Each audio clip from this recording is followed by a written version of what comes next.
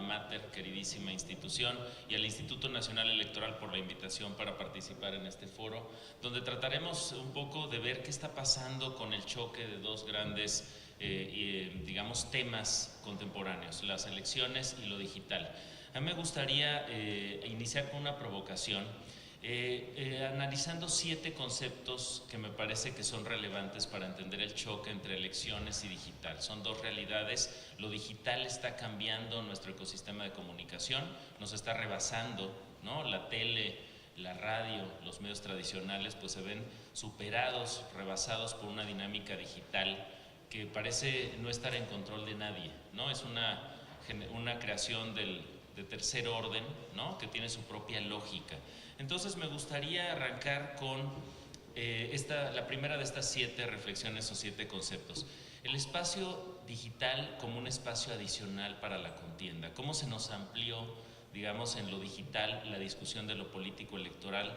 Hay quien dice, bueno, se erosionó porque se memetizó, se aligeró, perdió densidad, no conecta con plataformas políticas, sino con chistes, con anécdotas, con notas de color. Eso suma o resta a nuestra democracia. Creo que es uno de los asuntos que tenemos que discutir. Lo que es innegable es que hoy el mundo digital, las plataformas y redes sociales se convirtieron en espacios para las batallas por el sentido, por la lucha, por la hegemonía de las narrativas que me convienen o le convienen a las diversas agendas. Creo que hoy estamos viendo un entorno donde se está luchando por el sentido y el significado de lo político electoral, pero también de la propuesta de cada una de las fuerzas que están luchando por detentar el poder en el siguiente ciclo sexenal de nuestro país. Entonces hay que entender que en el espacio digital se refleja lo mejor y lo peor de nuestra cultura política.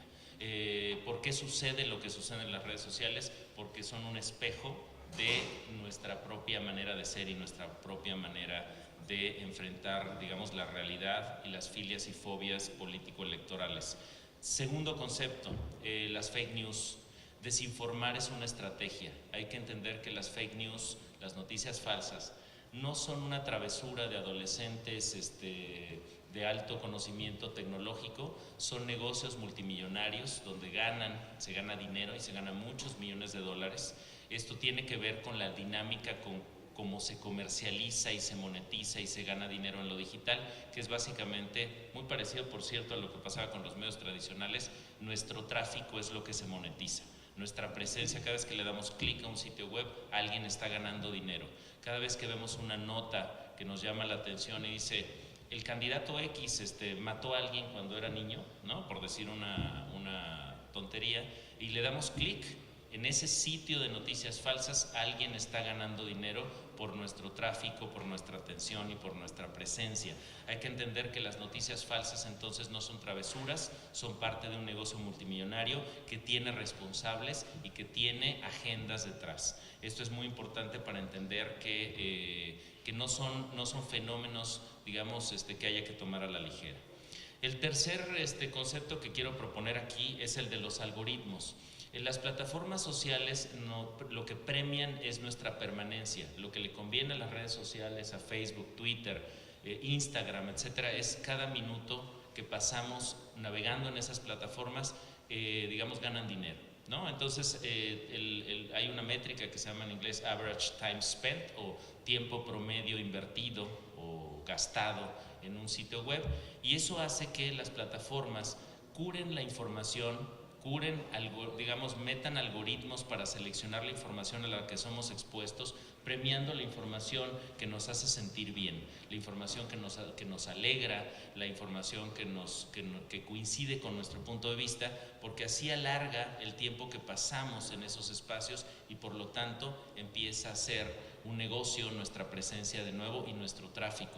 A mí me gustaría mucho que dejar aquí la idea de que el tráfico de nosotros en las plataformas sociales se monetiza por alguien, ¿no? Alguien recibe recursos derivados de nuestra presencia, premian nuestra permanencia, premian nuestro tiempo invertido ahí.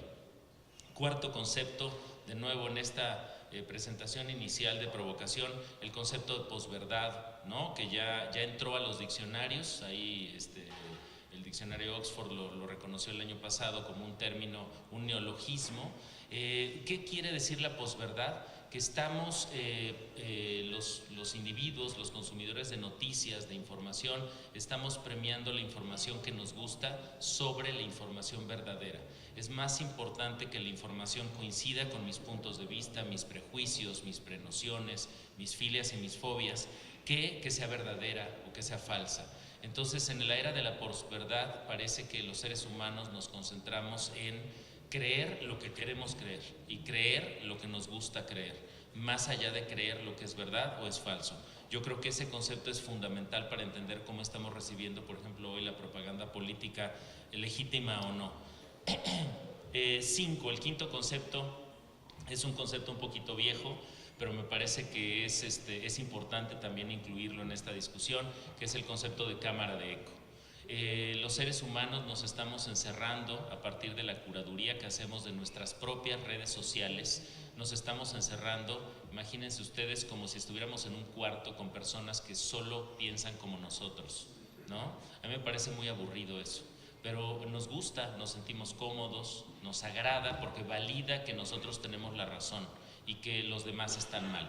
Entonces lo que estamos viendo, y lo vemos mucho en análisis de redes sociales, cómo se hacen grupos pro, anti, ¿no? Muy claramente separados. Por ahí en la mesa anterior decían, nos estamos yendo a los rincones, pero no nos estamos encontrando en medio en los salones a discutir, a intercambiar puntos de vista, a reconocer en el otro no un estúpido, no un imbécil, sino alguien que también está tomando decisiones políticas con base en su ideología, con base en sus principios, con base en su propia cosmovisión.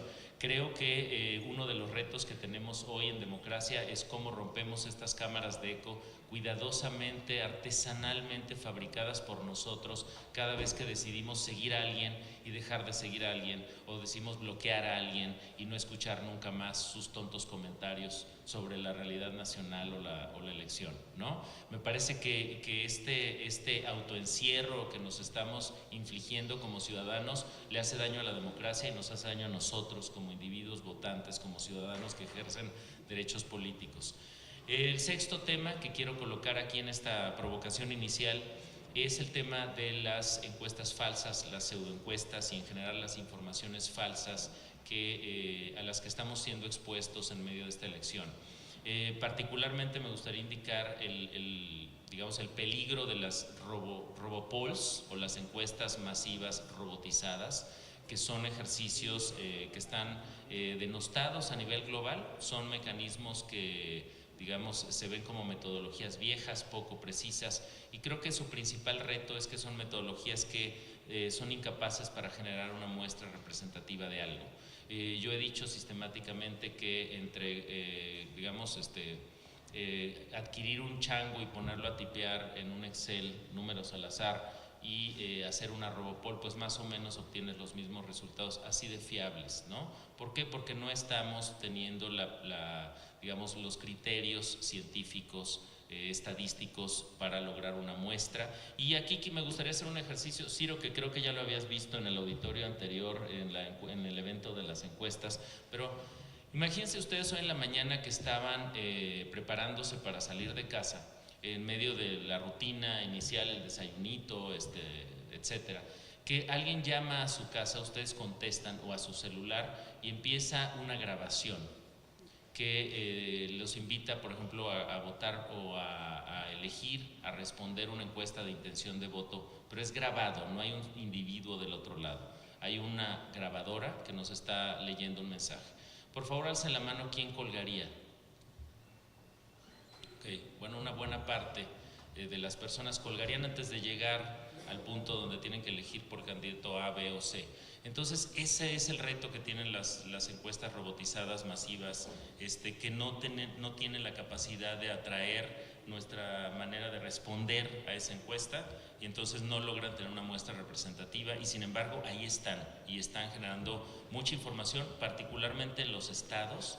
En tendencias de voto en los estados se están reportando mucho desde estas metodologías que son muy imprecisas, y me parece que en la ausencia de muchas encuestas, pues lo que está pasando es que estas pocas encuestas que se hacen están funcionando como una fuente de información en esos estados. Y finalmente me gustaría cerrar con la última provocación, la séptima idea, que tiene que ver con algo que estamos viendo y que se discutió en la mesa anterior, que es la memetización de la comunicación.